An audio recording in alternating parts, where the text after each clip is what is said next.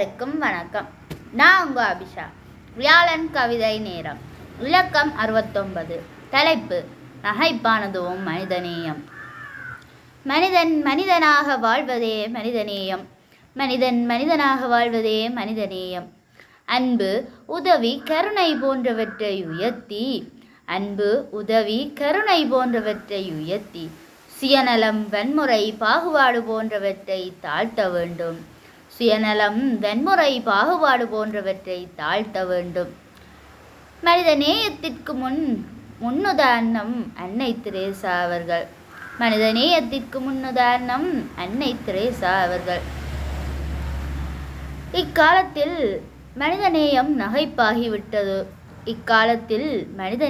நகைப்பாகிவிட்டது. பிறரை வருத்தி அதற்குள் தனது நலன்களை பெறும் இன்றைய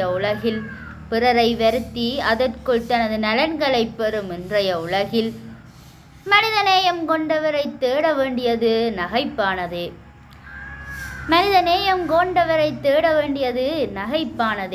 நன்றி.